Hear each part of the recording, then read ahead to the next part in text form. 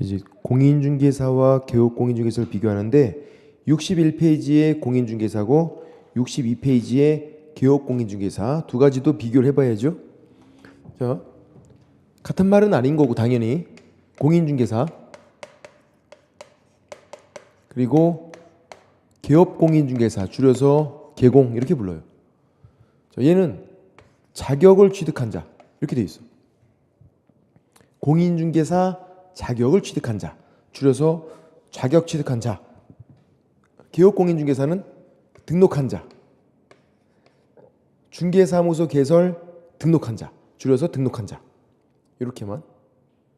그러니까 이제 문제는 우리를 꼬시기 위해서 앞뒤로 막 뭐가 보여요. 주저리 자격 주저리 막 나와요. 이제 우리를 꼬시려고. 이런 거에 넘어가면 안 돼. 이거 다 틀려. 이것만 맞아요. 자격 취득한 자 이것만. 또 마찬가지예요. 주저리 막 등록이 나오고 등록 주저리 막 나오는데 다 틀려. 그러니까 토를 달면 안 돼요. 둘 다. 자격 취득한 자, 등록한 자 이렇게만 나와야 돼. 앞뒤로 토를 달지 말자. 깔끔하게 이렇게 나와야 돼요. 질문 드려볼게. 문제가 이렇게 나와요. 공인중개사 자격을 취득하고 중개업을 영위하는 자를 말한다. 자격 취득하고 중개업하고 있는 자를 말한다. X. 자격 취득한 자.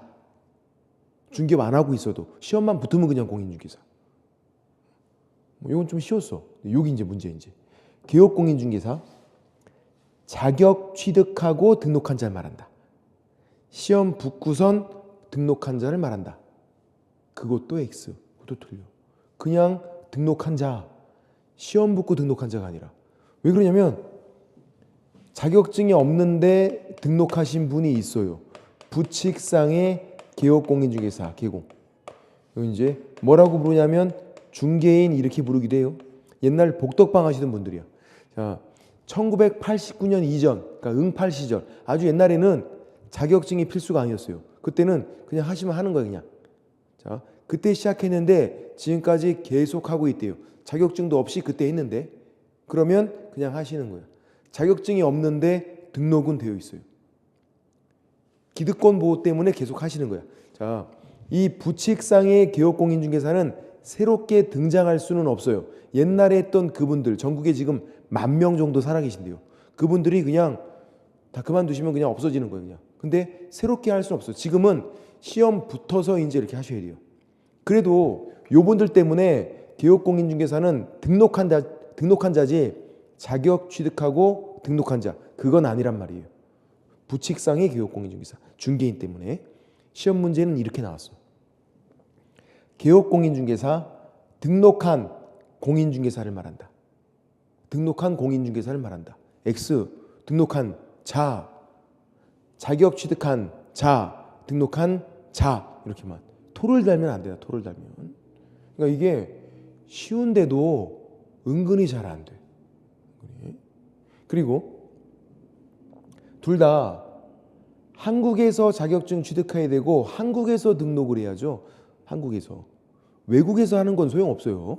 예를 들어서 외국에서 자격증 따왔대요. 공인중개사에 포함된다. X. 한국. 코리아. 마찬가지고 외국에서 등록을 했대. 아니라고. 한국에서 해야 된다. 한국에서. 또 이제 공인중개사와 개업공인중개사는 같은 말이 아니래요. 다른 말이래요. 어떤 차이가 있냐면 이런 차이가 있어요. 공인중개사 시험 붙고 등록은 안 했대요. 시험만 붙었어요. 지금. 자격 취득한 자. 바로 중개업을 해요. 어떻게 돼? 바로 중개업하면 무등록 중개업 처벌돼요. 그러니까 공인중개사도 바로 중개업은 못한다. 못해요. 공인중개사도 자격만 취득했지 아직 등록은 안 했잖아요. 무등록 중개업 처벌돼. 시험 붙고 바로 중개업하는 게 아니에요. 그럼 어떻게 되는 거냐면 등록을 하고 개업공인중개사가 된 다음에 그때 이제 이렇게 중개업하시는 거예요. 중개업을 할 수 있고 할 수 없고 이런 큰 차이가 있어. 그래서 결론은 공인중개사도 바로 중개업하는 건 아니다. 등록하고 개업공인중개사가 된 다음에 그 다음에 중개업하시는 거예요. 순서가. 다음 주에 그래서 그 순서를 배우죠. 시험 붙고 등록하고 그렇게 하는 거를. 그다음 이제 고용인을 또 배우는데 두 가지를 또 비교를 해요. 고용인 누구냐면 단순 직원이에요.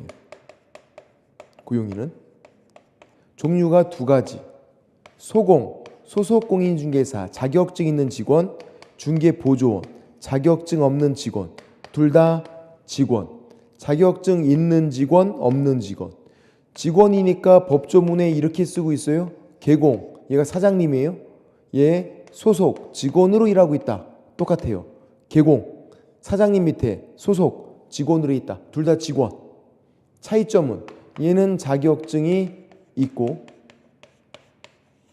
얘는 자격증이 없고, 자격증이 있는 직원, 없는 직원이니까. 그럼 얘는 자격증이 있으니까 중개 업무를 할 수 있어요. 계약서 쓰는 거 얘 쓸 수 있어. 그리고 보조도 할 수 있다. 왜? 더 좋은 거 할 수 있으면 아래에 있는 일은 그냥 자동적으로 하는 거야. 운전면허 1종 따면 트럭 몰면 승용차는 그냥 몰잖아요. 더 좋은 거 할 수 있으면 보조는 그냥 당연히 하는 거예요. 최근 들어 잘 나오는 게 그거예요. 최근 들어서 저 소공이 소속공인중개사가 보조할 수 있다. 이게 아주 잘 나와요. 최근 들어서. 그리고 얘는 중개보조원은 자격증이 없으니까 중개 업무는 못하고 보조만 할 수 있고. 자, 보조 업무 법에 두 가지가 예시가 되어 있어요. 뭐냐면 현장 안내, 이게 보조 업무고, 그리고 일반 서무, 서류 정리하는 거예요. 보조 업무예요. 이거는 일반 서무는 서류 정리하고 하는 거니까 보조 업무 같아요. 물론 뭐 청소하는 거 그런 거 다 보조 업무예요. 법에는 이렇게 두 가지만 나와 있다고요. 근데 현장 안내가 문제야. 현장 안내가 중개보조원이 중개 의뢰인을 데리고 현장으로 나가요. 이제 현장 나가서 막 설명을 해. 입지 조건 설명하고 막 설명하고 있어. 그건 안 돼요. 설명하는 건 중개 업무 못해요. 그럼 뭐 하는 거냐면 중개 의뢰인을 데리고 가는 거. 거기까지. 목적지에 도착했습니다. 거기까지. 길 안내까지만 할 수 있어요. 설명하는 건 못해. 실제로는 하고 있어요. 실제로는. 근데 원래 못하는 거예요. 길 안내까지만. 현장 안내는 길 안내. 설명하는 건 못한다. 이렇게. 그리고 우리가 보통 이제 밖에 보이는 사무소, 중개사무소는 다 개인 사업자예요. 시험 붙어서 차리신 거예요, 그냥. 개인으로 하는 거예요. 개인 사업자. 개인 사업자들은 전혀 문제가 안 돼. 본인 혼자 해도 돼요. 직원 고용 안 하고 혼자 하겠대. 근데 자격증 있는 사람을 고용했어요. 그러면 소공. 자격증 없는 사람을 고용했어. 중개보조. 근데 법인이 문제예요. 법인 만들어서 일을 크게 벌일 수도 있어요, 이제. 시험 붙어서 법인을 만든 거예요. 법인 만들어서 중개할 때. 그때가 문제인데 법인이 구조 이렇게 돼요. 대표자가 있고 사장님은 공인중개사. 그러니까 이제 법인 만들어서 사장님 할 거면 시험 붙어야 돼요. 대표자는 공인중개사. 그리고 법인은 뭐가 있냐면 이사급이 있어요. 자격증이 있는 임원, 이사급, 사원, 이사급이에요. 이걸 주의하셔야 돼, 정말로. 자, 우리가 임원 그러면 헷갈리지 않아. 당연히 이사급 높은 사람. 근데 사원 그러면 헷갈려. 왜? 사원 그러면 직원이 떠오르잖아요. 안 그래요? 사원 그러면 직원 떠오르지 누가 사원 이사급을 떠올라. 근데 이제 법을 공부하면 생각을 바꿔야 돼. 사원 뭐다? 이사급. 직원은 뭐라고 부르는데 직원은 고용인 이렇게 불러요. 임원 이사급, 사원도 이사급. 그래서 이렇게 하죠. 2, 4, 이사급이니까. 그래서 자격증이 있는 이사급, 자격증이 없는 이사급이 있을 수도 있어요. 법인에서 이사급이 전원 다 공인중개사 할 필요 없어. 직책은 높지만 자격증이 없는 이사급도 있을 수 있어요. 관리이사. 그래서 얘네들은 이사급 높은 사람들, 직책이 높잖아요. 그 아래에 이제 직원들이 있는 거죠. 자격증 있는 직원, 소공, 자격증 없는 직원, 중개보조원. 이렇게. 얘는 고용인. 다른 말이에요? 같은 말이 아니라. 위에 있는 이사급이랑 고용인은 같은 말이 아니라고요. 다른 말. 당연히 직책이 다른데 높은 사람, 낮은 사람. 그리고 고용인은 법인에서 마찬가지 필수가 아니야. 개인 사업자도 고용인 없어도 되고 본인 혼자 해도 되고 법인도 직원들, 고용인을 한 명도 고용을 안 해도 돼요. 누가 일하면 되는데 이사급이 하면 되잖아. 이사급은 필수거든요. 고용인은, 직원은 필수가 아니에요. 그건 법인도 마찬가지. 이렇게만 되어 있으면 괜찮을 텐데 법조문에 뭐라고 되어 있냐면 이제 이걸 잘 봐야 돼요. 이 자격증이 있는 임원 또는 사원, 얘네들 여기에 밑에 소공, 여기에 포함된다 이렇게요. 자격증이 있는 이사급을 소공에 포함시켜놔요. 이사급들이 다 포함되는 게 아니라 자격증 있는 이사급만 포함된다. 그러면 질문 드려볼게. 이런 의미인가요? 얘가 자격증이 있는 이사급이 소공에 이렇게 포함되니까 얘의 직책이 고용인으로 이렇게 내려온다. 맞아요? 그런 거야? X. 얘의 직책은 이사급이죠, 그냥. 직책이 내려오는 게 아니에요. 그러면 왜 포함시켰냐면 그 의미는 하는 일이 똑같다는 거예요, 그냥. 얘 이사급인데 자격증이 있네요. 얘가 하는 거 똑같이 할 수 있어. 계약서 쓸 수 있어요. 보조 할 수 있어. 하는 일이 똑같다. 그것뿐이야. 직책은 이사급이고 하는 일은 똑같다. 얘는 이사급인데 자격증이 없으니까 이렇게 하는 일이 똑같지 않아요. 계약서 못 쓰는 거예요. 관리이사. 그러니까 하는 일이 똑같은 얘만 이렇게 포함시켜 놓은 거예요. 그런 의미예요. 자, 질문 드려볼게요. 소속 공인중개사, 공인중개사로서 개업공인중개사에 소속되어 중개 업무를 수행하는 자만을 의미한다. 그러면 X죠. 중개 업무를 수행하거나 중개 업무를 보조하는 자도 다 포함돼야 될 거 아니야. 그죠? 또 법인에서 자격증 있는 임원 또는 사원도 포함. 다 나와야 돼. 두 번째, 중개보조원, 개업공인중개사에 소속되어 직원으로서 현장 안내, 일반 서무 등 단순 업무를 보조하는 자를 말한다. 그것도 X. 공인중개사가 아닌 자로서 자격증이 없다는 게 나와야 돼요. 중개보조원의 핵심은 뭐다? 자격증이 없는 거. 이거 있어야 돼. 꼭. 빠지면 틀려요. 치사하게 이거 뭐 중개보조원인데 공인중개사로서 막 이렇게 나오기도 하고 이 말 뭐 빠뜨리기도 하고 별짓 다 해. 중개보조원은 자격증 없는 직원, 소공은 자격증 있는 직원. 그렇게. 자, 참고지만 그냥 여기까지만 한번 설명드려볼게요. 참고지만 고용인과 이사급 직책에 따른 어떤 차이가 있냐면요. 참고지만 이 고용인들은 자주 그만둘 수 있잖아요. 직원들은 자주 그만둘 수 있어. 그래서 고용을 하거나 애가 그만두면은 구청 가서 그냥 신고하면 돼. 고용했다고 신고하고 그만뒀다고 신고하고 자주 그만두니까. 근데 이사급은요, 높은 사람이에요. 새롭게 고용하거나 그만뒀대. 이사급은요, 신고하는 게 아니에요. 등기소 가서 등기부를 바꿔야 돼. 법인 등기부를. 이사급들은 법인 등기부에 기재가 돼요. 그러니까 복잡한 문제야. 자주 그만두지 않아요, 얘네들은. 그만두면 등기소 가서 등기부를 바꿔야 되니까. 고용신고하고 신고하는 게 아니라 고용인만 고용신고하고 그만뒀다고 신고하고 고용인만. 그렇게. 이사급은 신고하는 게 아니라 등기부를 바꾼다. 높은 사람들이어서 복잡한 문제다.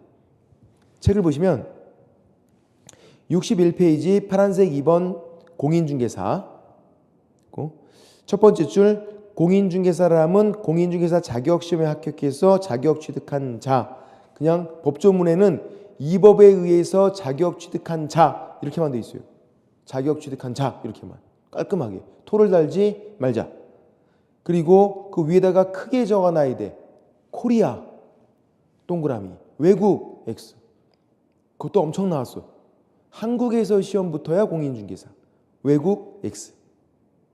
그리고 넘겨보면 62페이지 파란색 4번 기업공인중개사, 양가로 1번 정의에서 첫 번째 줄 공인중개사법에 의해서 중개사무소 개설 등록한 자, 등록한 자, 이게 등록한 자. 자동차 등록하듯이 별도로 등록을 해야 돼요. 등록한 자. 역시 한국에서 해야 돼. 한국에서. 코리아. 양가로 2번을 보면 개업공인중개사의 종별, 이게 종류를 말해요. 종류, 종별 같은 말. 그래서 동그라미 1번 두 번째 줄에 공인중개사인 개업공인중개사 시험 붙어서 등록한 거예요. 보통 이거예요. 시험 붙어서 등록했다. 공인중개사인 개업공인중개사. 그리고 그 밑에 부칙상의 개업공인중개사, 옛날 복덕방 하시던 분들, 자격증은 없는데 등록되어 있는 분들, 그리고 그 옆에 맨 밑에 옆에 법인인 개업공인중개사, 법인 만들어서 등록하신 거. 이렇게 세 가지가 있어요. 등록이 있으면 개업공인중개사인데 법인 만들어서 등록을 하고 시험 붙어서 등록을 하고 그냥 등록이 있고 부칙상의 개업공인중개사, 옛날부터 했으니까 그냥 등록이 있고, 이렇게 세 가지 종별, 종류 그렇게 되고, 옆에 63페이지에서 동그라미 2번은 지금 안 보셔도 돼요. 특수법인은 크게만 보시면 된다. 법인인 개업공인중개사, 공인중개사인 개업공인중개사, 부칙상의 개업공인중개사, 세 가지가 등록이 있는 사람들이다. 등록한 자. 그렇게 중개업할 수 있다. 아까 공인중개사는 중개업할 수 없다. 개업공인중개사는 등록이 있으니까 무등록 중개업이 아니잖아요. 중개업할 수 있는 거고. 넘겨보면 64페이지에서 파란색 5번 소속공인중개사, 동그라미 1번 개업공인중개사에 소속된 공인중개사로서 자격증 있는 직원으로서 중개업무를 수행하거나 중개업무를 보조하는 자 다 나와야 되고, 중개업무 수행, 중개업무 보조, 그리고 여기에는 법인이 사원 임원으로서 공인중개사 포함, 그거를 별표를 치러놓자. 중개법인, 이게 법인인 개업공인중개사예요. 법인 만들어서 중개업하는 거. 법인이 사원 임원으로서 공인중개사인자 포함. 이사급들 다 포함이 아니잖아요. 사원 임원인자 포함이 아니라 사원 또는 임원으로서 공인중개사인자 포함. 자격증 있는 이사급만 포함. 무슨 의미다? 하는 일이 똑같다. 그런 의미. 그래서 중개 업무도 할 수 있고 보조도 할 수 있고 이것저것 다 할 수 있고. 질문 드려볼게. 자, 소속 공인중개사 현장 안내 일반 서무 할 수 있다. OX 할 수 있다. 보조할 수 있다 그랬잖아. 현장 안내 일반 서무 소공도 할 수 있다. 할 수 있다. 그러면 또 개업공인중개사가 자격증 있는 사람을 고용을 해서 보조를 시켰대요. 소공을 고용해서 보조시킨 거예요. 불법이다. X 할 수 있는 걸 시켰잖아요. 아니면 보조만 시켰대. 상관없죠. 할 수 있는 거 시켰으니까. 그래서 시험 문제는 보조만 하는 자도, 자격증 있는 직원인데 보조만 하는 자도 소속 공인중개사에 포함된다. 오, 보조도 할 수 있는 거니까. 할 수 있는 거 하는 건 상관없어요. 근데 중개 보조원을 고용해서 계약서 쓰는 걸 시켰대. 그런 건 불법이죠. 할 수 없는 거 시켰으니까. 65페이지에서 중개보조원, 파란색 박스 6번 중개보조원, 동그라미 1번 키워드 한 가지를 딱 찾아보면 첫 번째 있는 거예요. 공인중개사가 아닌 자로서. 아, 중개보조원은 자격증 없는 직원이구나. 그리고 쭉 옆에 보면 현장 안내 및 일반 서무 이렇게 돼 있죠. 할 수 있는 거 키워드. 이거 현장 안내 및 거래계약서 작성 X, 현장 안내 및 확인 설명 X. 할 수 없는 거 쓱 집어넣어요. 그런 것도 보시면 되고. 그리고 동그라미 2번은 중개보조원도 고용인이니까 소공이나 중개보조원은 신고 대상자다. 고용인은 신고하는 거다. 중개보조원도 고용신고하고 그만두면 신고하고. 근데 이사급은 신고하는 거 아니다. 고용인만. 소공, 중개보조원, 고용인만 신고하는 거다. 뭐 그렇게 보시면 되겠다. 자, 밑에 대표 예제를 한번 풀어볼게요. 배운 거 선에서 옳은 거는 1번 OX 중개업이란 OX 솔직히 모르겠죠. 솔직히 중개업은 세 가지가 나와야 중개업인데 다른 사람 의뢰, 일정한 보수, 중개를 업으로 뭐 하나 나온 거 하나도 없는데 당연히 이건 중개업이 아니죠. 중개지. 알선 도와주는 건 중개. 중개업은 다른 사람 을에 일정한 보수, 중개를 업으로 그렇게 나와야 한다니까요. 그 중개업을 잘 외우면 되겠다. 틀렸고 2번 중개보조원이란 개업공인중개사에 소속되어 중개대상물에 대한 현장 안내, 계약서 작성. 틀렸죠. 이거 못하잖아 이거 계약서 작성은. 3번 우연한 기회에 한 번 했는데 이게 중개업이에요? 아니죠. 어쩌다 한 건. 틀렸고 4번 중개사무소 개설 등록을 하지 않은 자 뭐라고 적어놔야 돼요? 일반인. 등록을 안 했으니까 일반인이죠. 개공이 아니라 일반인. 개공이 아니라 일반인이 다른 사람의 일정한 보수를 받고 중개를 업을 했어요. 중개업이 될 수 있죠. 이것도 일반인이 해도 중개업이 되잖아요. 다만 일반인이 다른 사람의 일정한 보수 중개를 업으로 그러면 중개업, 무등록 중개업으로 처벌되는 거지. 이게 중개업이 아니라는 건 말이 안 되잖아. 세 가지가 다 나왔는데 다른 사람의 일정한 보수 중개를 업으로 중개업이 된다. 일반인도 중개업 요건을 충족시킬 수 있다. 일반인도. 다만 충족시키면 처벌되는 거죠. 무등록 중개업으로. 중개까지는 괜찮은데 중개업은 처벌됐잖아요. 답은 5번이네. 미성년자도 자격 취득할 수 있어요. 미성년자도 시험 볼 수 있어. 미성년자도. 그걸 한번 볼까요? 쭉 넘어가서 이제 공인중개사를 보면 그게 바로 나오니까 뒤에 가서 82페이지 공인중개사 자격제도에서는 문제가 한 문제밖에 안 나와요. 그러니까 이제 오늘 하는 건 사실 되게 중요한 파트가 아니야. 안 중요한 파트야. 용어 이정이 한 문제, 중개대상물 한 문제, 공인중개사 자격제도에서 한 문제밖에 안 나오니까 다음 주부터가 이제 쭉쭉 중요한 거예요. 다음 주부터가. 82페이지 자격 시험이고요. 여기서는 파란색 박스 1번 시험 시행 주체에서 파란색으로 되어 있는 글씨를 잘 보세요. 원칙은 시도지사래. 예외가 국장이고 국토교통부 장관이 국장. 시도지사는 누굴 말해요? 시도지사는 서울특별시장, 인천광역시장, 경기도지사 줄여서 시도지사. 원칙이에요. 원칙. 뭔지. 시험 문제를 시도지사가 내는 게 원칙이래요. 서울특별시장, 인천광역시장, 경기도지사, 제주특별자치도지사 이런 사람들이 내는 게 원칙. 그러면 어떻게 될까요? 서울, 인천, 경기도, 심지어 부산, 제주도 문제가 다를 수 있어. 그게 원칙이에요. 시도지사 가면 지방마다 달라. 원칙. 그러면 지방마다 다르면 그거야말로 정말 문제가 있네. 쉬운 동네 가서 볼 거 아니야 사람들이. 그러니까 예외적으로 국토교통부 장관, 국장이 해서 통일되게 하는 거예요. 지금은 문제 똑같아요. 지금은 국장이 하면 전국적으로 통일되게. 근데 원칙은 시도지사예요. 당연히 앞에 있는 게 원칙, 뒤에 있는 게 예외. 둘 다 높은 사람이니까 일을 맡기는 거를 업무 위탁이라고 불러요. 국장이 직접 문제를 내요? 그건 아니잖아요. 서울특별시장이 문제를 내? 아니죠. 문제를 낸다는 건 되게 전문적이니까 일을 맡겨요. 전문기관에. 그래서 그 아랫사람에 협회가 있을 수 있고 공인중개사 협회. 두 번째, 공기업 준정부기관. 이게 토지주택공사, 산업인력공단 그런 거예요. 준정부기관. 그런데 그리고 세 번째, 학교, 대학교예요. 근데 학교가 없어. 그러니까 30회 시험을 대학교에 맡겨서 대학교가 문제를 내겠대. 서울대학에 맡겨서 서울대학교가 문제 내겠대. 그렇게 할 수는 없다고요.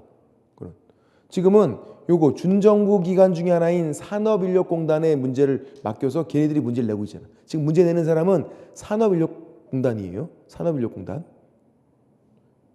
얘네들이 시켰어. 네가 하라고. 그러면 산업인력공단 전에는 어디였을까? 토공이었어요. 토지공사. 통합되기 전에.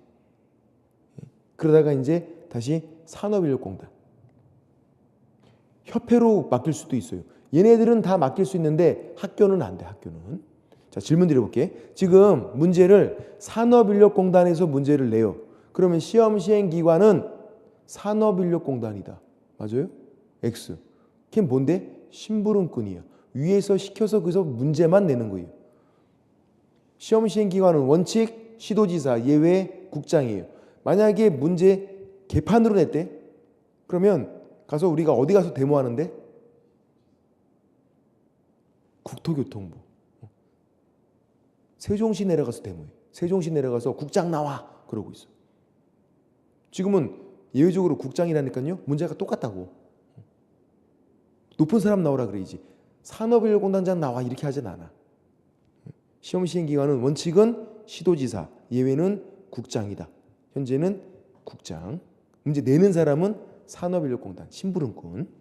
그래서 원칙이 누군지를 잘 보면 되겠다. 원칙은 시도지사. 이렇게 옆에 83페이지 파란색 박스 이번에 응시 자격 옆에다가 2명을 적어놔야 돼요. 응시 자격. 응시 결격 사유하고 응시 결격 사유는 시험 못 보는 거죠. 응시 결격 사유는 2명이 자격 취소되고 자격증이 날아간 거예요. 플러스 3년간 시험 못 봐요. 부정행위. 시험 보다 컨닝해서 걸린 거예요. 5년간 시험 못 봐요. 응시 결격 사유하고선 이 2명을 딱 적어놔야 돼. 이렇게. 요거를 83페이지 파란색 박스 2번 응시 자격에다가도 적어놓고 뒤에 가서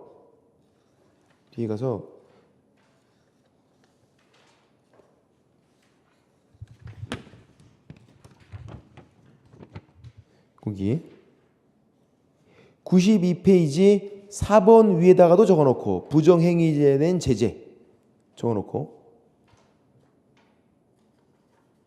그리고 96페이지도 적어놔야 돼요.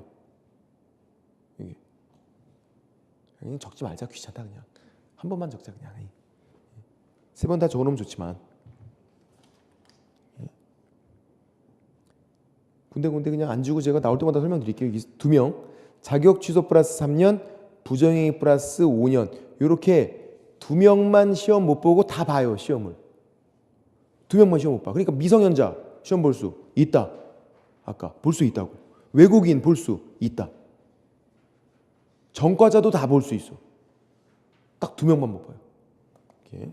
자격 취소 플러스 3년 부정행위 플러스 5년.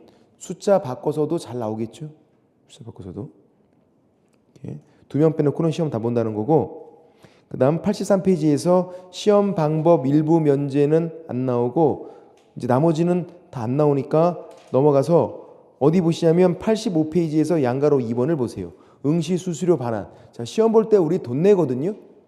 돈 낼 때 원칙은 지자체 조례, 자치 법으로 정하는 돈을 내는 거예요. 원칙.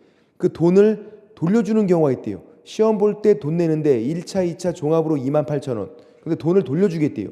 그래서 전부 또는 일부 반환이고 85페이지 박스에서 동그라미 3, 4, 5만 잘 보시면 돼. 3번 접수 기간 내 취소했대요. 전부 반환. 그죠? 접수 기간 내 취소. 4번은 접수 마감일 다음 날부터 7일 이내 취소하면 몇 프로? 60%. 그 다음 날부터 시험 시행일 10일 전까지 취소하면 50% 반환이에요. 자, 질문 드려볼게요.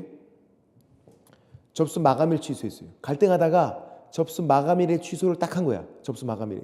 몇 프로 반환? 접수 마감일 취소.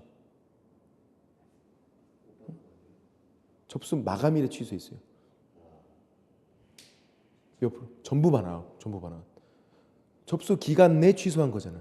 접수 마감일 취소한 거는 접수 기간 내 취소 전부 반환. 그러니까 동그라미 4번을 다시 보시면 접수 마감일이 다음 날부터 접수 마감일이 지나버린 거예요. 다음 날부터 7일 내 취소하면 60%. 그 다음 날부터 시험 시행일 11일 전까지 취소하면 50%. 접수 마감일에 취소한 건 전부 반환. 접수 기간 내 취소한 거니까. 그렇게만. 그래서 3, 4, 5 세 가지만 잘 보면 되고 만약에 취소할 거면 접수 마감일에 취소하는 게 제일 낫겠다. 실컷 부려먹고 돈도 다 돌려받고 괜찮잖아. 이거는. 근데 취소하시는 분이 없어. 근데 이거. 그렇게 보시면 되고요. 자, 뒤에 가서 이제 88페이지를 보시면요. 시험 및 출제 및 채점이 있는데 거기 두 번째 줄에 출제위원이 나와요. 출제위원. 문제를 내는 사람이에요. 출제위원이 문제를 개판으로 내면요. 5년간 위촉이 금지가 돼요. 우리가 부정행위하면 5년간 시험 못 보잖아. 시험 보다 컨닝해서 걸리면 5년간. 출제위원도 똑같아요. 문제 개판으로 내면 5년간 위촉 금지. 그래서 거기 7번 밑에서 세 번째 줄에 5년간 출제위원을 위촉해서는 안 된다. 그런 말이 있어. 아, 출제위원도 5년간 위촉 금지 있구나. 근데 문제를 어렵게 내는 거는 상관이 없어. 그거는. 그러니까 이제 문제를 뭐 빼돌리거나 뭐 그렇게 하는 거죠. 문제를 유출시키거나 하는 거. 그런 게 이제 그런 거예요. 한 번 있었죠. 15회 때. 한 번 있었어요, 이게. 그 다음 밑에 공인중개사 정책심의위원회 2번 나왔었어요. 27회, 28회 연속으로. 작년은 안 나왔고. 우리 측에는 27회만 돼 있지만 28회도 나왔었어요. 연속으로. 줄여서 심의위원회 이렇게 부르고, 얘는 그냥 국가기관이에요. 위원회니까.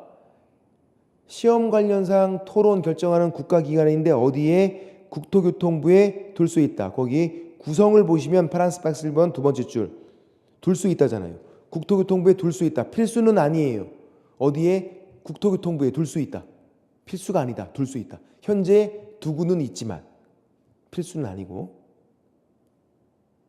그리고 두 번째 줄에 위원장 1명 포함해서 7명에서 11명 돼 있어. 얘도 당연히 나온 적 있었죠. 7명 밑에 영어로 뭐라고 적어놔야 돼? 7. 11명은 영어로 뭐라고 적어놔야 돼? 11. 그럼 뭐야? 편의점이잖아. 7-11. 벌써 외웠어. 우리는 숫자가 중요해요. 공인중개사법에 나와 있는 모든 숫자를 다 외우셔야 돼. 정말로. 이것도 당연히 나오니까 이런 게 7-11. 위원장 1명 포함해서 7-11. 됐고. 근데 위원장은요? 정해졌어요. 제1차관이 위원장이에요. 제1차관이. 그러니까 국토교통부를 이해하면 끝나요. 국토 플러스 교통이잖아요. 그러니까 국토는 부동산 관련된 거예요. 교통은 정말 교통이고. 그러면 얘가 제1부, 교통이 제2부. 여기 위원장은요? 공인중개사 관련된 거잖아. 공인중개사. 그건 부동산이잖아요. 부동 이쪽이잖아요. 그러니까 제1차관이 위원장이 되는 거지. 제2차관은 교통을 다루는 사람인데, 그러니까 아니라 제1차관, 부동산 취급하는 사람. 제1차관이 위원장 정해진 거예요. 제1차관으로 내가 승진을 했대요. 위원장도 같이 되는 거야. 국장이 된다 X, 국장이 지명한다 X. 위원장은 정해졌지만 위원은 정해지지 않았어요. 위원은 국장이 임명위촉을 해요. 위원은 국장이. 헷갈리면 안 돼. 위원장은 정해졌다. 제1차관이 된다. 위원은 국장이 임명위촉을 한다. 제1차관이 임명위촉하는 게 아니라 국장이 한다. 국토교통부 자기 직원들이어서. 그렇게만. 89페이지에서 박스는 안 중요하고 박스 밑에 보시면 바로 밑에 위원장이 일을 못하게 되면은 미리 지명한 위원이 직무를 대행한대요. 그 옆에다가 첫 번째 줄 박스 밑에 첫 번째 줄 두 번째 줄 그 옆에다가 부위원장 X라고 적어놔야 돼요. 부위원장 X. 여기에는 부위원장이 없기 때문에 없어. 그래서 미리 지명한 위원이 직무를 대행해요. 부위원장이 있으면 부위원장이 하면 될 텐데 부위원장이 없어요. 그것도 나온 적이 있었고. 그리고 그 밑에 임기는 2년. 누가 그만둬서 사임으로 새로 위촉된 위원. 새로 위촉된 위원은 두 글자로 땜빵. 누가 그만둬서 땜빵. 땜빵은 뭐만 잘하면 돼? 땜빵만. 땜빵인데 새롭게 2년 이상하잖아. 땜빵은 전임자 남은 기간. 땜빵은 땜빵만 잘하면 된다. 그렇게 하는 거고. 그거까지 나오고 밑에 이제 파란색 박스 이번에 제척, 기피, 회피도 시험에 나온 적 있죠. 말이 더럽게 어렵잖아. 제척은요. 관련자 빠지라는 거예요. 관련자는. 회의에서 빠지래. 박스를 보세요. 1번부터 4번까지 묶어놓고 밀접한 관련이 있어. 밀접한 관련이 있는 자니까 회의에서 빠지래. 너는 좀 빠져. 기피는 빼달라고 신청하는 거고 회피는 본인 스스로 빠지는 거예요. 개념은 그래요. 제척은 그걸 통칭해서 제척 이렇게 불러. 관련자 빠져라. 그게. 자, 동그라미 1번. 뭐라고 돼 있어요? 위원이나 배우자가 당사자예요. 당연히 빠져야지. 자기가 당사자인데. 자기 와이프가 당사자인데. 2번은 당사자랑 친족관계 빠져야죠. 유리하게 할 거 아니야. 3번이 시험에 나온 적이 있었네요. 증언, 조사, 연구, 감정. 자기가 한 거대로 유리하게 할 거 아니에요. 빠져야지. 4번은 당사자, 대리인. 빠져야죠. 유리하게 할 거 아니에요. 그래서 그게 이제 빠지는데 또 나온다 그러면 제가 보기 좀 어렵게 나오면 1번, 2번을 다시 보세요. 1번, 2번을. 뭐라고 돼 있냐면 위원 아니면 배우자가 당사자거나 배우자이었던 사람. 배우자이었던 사람. 과거형. 2번은 친족이었던 경우. 과거형. 1번과 2번에 있는 과거형. 배우자이었던 사람. 친족이었던 경우는 두 글자로 적어놔야 돼. 이혼한 거예요. 이혼해도 빠지래요. 왜? 불리하게 할 수 있잖아요. 감정이 안 좋은데. 사랑하는데 이혼했겠어. 막장으로 간 거지 그거는 이제. 꼴 보기 싫다고. 그러니까 언뜻 생각하면 유리하게 하는 것만 빠질 것 같은데 그게 아니라 불리하게 할 수 있는 것도 빠져야 된다고. 관련자잖아. 그렇게요. 그래서 과거형도 빠진다. 4번에 대리인이었던 경우도 빠져야 돼요. 과거형. 그런 것만 됐고. 그 다음 넘겨보면 90페이지에서 파란색 박스 3번에 운영도 나온 적이 있었죠. 자, 위원장이 의장이 되는 거고, 자, 두 번째 줄에 파란색 박스 3번의 두 번째 줄 과반수 출석으로 개인대 제적위원 과반수예요. 제적은 뭐랑 똑같은 거냐면 총원과 똑같아요. 제적, 총원. 군대 갔다 오신 분은 알 거야. 총원이야, 총원. 제적, 총원. 총원 과반수로 시작하래. 개의 시작. 근데 결정을 하겠대요. 결정은요? 참여한 사람 얘기만 들어보면 되죠. 총원 얘기를 다 들어볼 필요 없잖아요. 총원 과반수로 시작을 하고 회의를 결정을 할 때는 참여한 사람 출석 과반수로 결정하겠다. 이렇게 바꿔서 낸다고 치사하게. 제적 과반수로 의결한다. X. 출석 과반수로 의결하는 거예요. 출석 과반수로. 제적 과반수로는 개의 시작을 하는 거고. 그렇게. 그리고 그 밑에 바로 밑에 회의 개최 7일 전까지 통보해 주래요. 그래야 찾아올 거 아니에요. 7일 전까지. 근데 만약에 부득이한 사유가 있으면 전날까지 할 수 있대요. 통보를 생략할 수 있다. X. 통보를 생략하면 못 찾아오잖아요. 전날까지 해주면 찾아올 거 아니야. 부득이한 사유가 있으면 전날까지 위원회에게 통보하고 원칙은 7일 전까지 통보하는 거고, 부득이한 사유가 있으면 전날까지. 부득이한 사유가 있을 때 통보를 생략할 수 있다. X. 그렇게만. 거기까지만 보시면 되고, 밑에 내려오면 4번 심의 의결 사항인데 4가지예요. 4가지. 이렇게 기억해. 얘는 시험 봐서 붙으면 우리가 중개업하죠. 중개업해서 돈 버는 거, 중개보수, 사고초 때 물어주는 거, 손해배상. 그 4가지에 대해서 토론하고 결정을 하겠다. 동그라미 1번에 시험, 동그라미 2번 중개업, 3번에 중개보수, 4번에 손해배상이잖아요. 시험 봐서 붙으면 중개업하고, 중개업해서 돈 벌 수 있고 중개보수, 사고 치면 물어주는 거고 손해배상. 4가지에 대해서 토론, 결정인데, 자, 동그라미 1번을 별표를 칠해놔요. 동그라미 1번을. 그리고 요거를 설명드릴게요. 얘는 심의위원회는 뭐에 대해서? 동그라미 1번 시험에 대해서, 이거에 대해서 토론하고 결정하는 게 핵심이에요. 그래서 시험 관련 사항을 얘가 딱 정하면 모든 사람들이 다 그거에 따라가야 돼. 시험은 심의위원회가 우선한다. 시험 관련해서는. 이거 동그라미 1번을 별표를 칠해놓고, 시험은 심의위원회.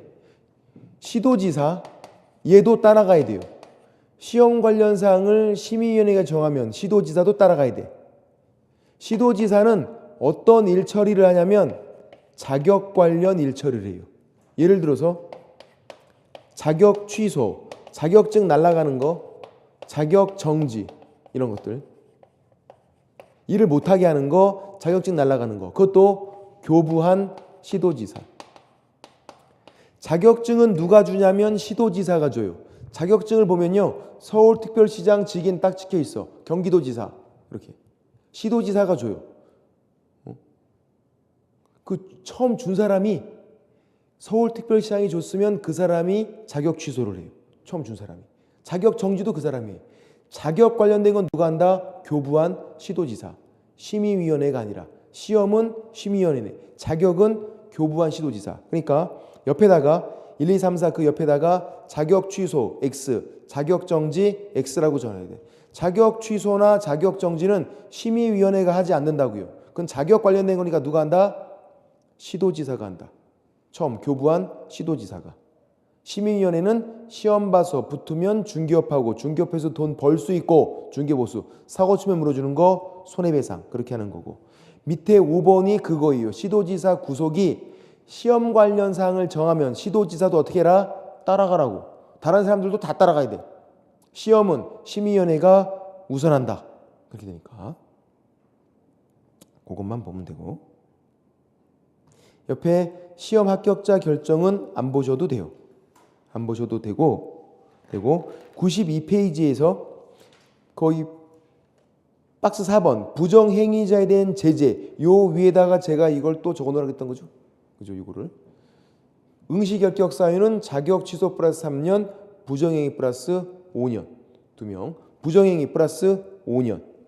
자격 취소 플러스 3년. 근데 부정행위는 시험을 무효로 하고 무효 처분을 한 날부터 5년간이에요. 시험 시행일부터 5년이 아니라. 그래서 거기 법조문에 파란색으로 되어 있는 거야. 시험을 무효로 하고 무효라고 처분한 날, 그 처분 한 날부터 5년간이에요. 시험 시행일부터 5년이 아니라 시험을 무효로 하고 그 처분이 있은 날부터 5년간 이렇게 돼 있고, 요거까지는 나오진 않더라고요. 자격 취소 플러스 3년, 부정행위 플러스 5년. 크게만 기억하셔도 되고, 밑에 내려와서 파란색 박스 5번의 자격증 교부는 누가 준다? 시도지사가. 다른 사람이 주는 경우가 없다. 질문 드려볼게요. 지금 현재 시험 문제 누가 낸다고요? 산업인력공단에서 시험 붙었어. 그러면 자격증 산업인력공단에서 주는 거예요? 아니라고. 시도지사가 준다고.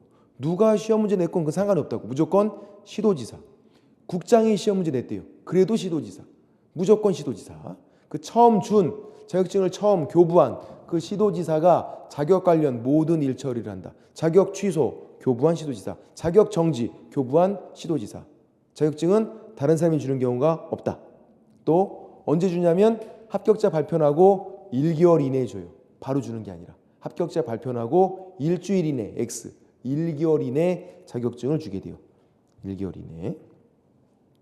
거기 92페이지 맨 밑에 나오죠. 1월.